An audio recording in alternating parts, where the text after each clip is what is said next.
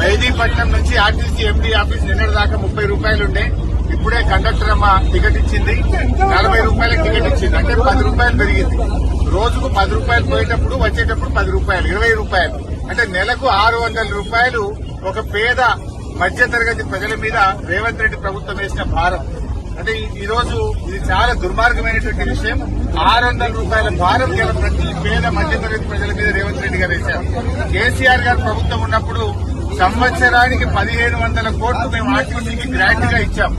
1500 కోట్లు ఇచ్చాం. ఈయన మహాలక్ష్మి అని చెప్పినాడు. కనీసం మహాలక్ష్మి డబ్బులు కూడా ఇవాళ రేవంత్ రెడ్డి గారు ఆర్టీసీకి ఇవ్వకపోవడం వల్ల పాపం ఈ కండక్టర్లకు డ్రైవర్లకు రావాల్సిన పీఆర్సీ ఎరియర్స్ రావడం లేదు, పీఆర్సీ రావడం లేదు. ఆర్టీసీ ప్రైవేట్ పరం అవుతుంది.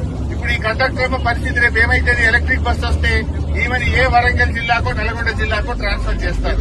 ఈ అమ్మ పిల్లలు ఇక్కడ చదువుతా ఉంటారు, భర్త ఇక్కడ పనిచేస్తాడు. రేపు ఈ కండక్టర్ పరిస్థితి ఏంటి? నువ్వు హైదరాబాద్ ను మొత్తం ప్రైవేట్ పరం చేసి ఎలక్ట్రిక్ బస్సులు పెట్టి ఆర్టీసీ బస్సులు లేకుండా చేసి హైదరాబాద్ లో పనిచేస్తున్న 12,000 డ్రైవర్ కండక్టర్లను ఇవాళ నిరాశ్రయం చేసి హైదరాబాద్ నుంచి పంపే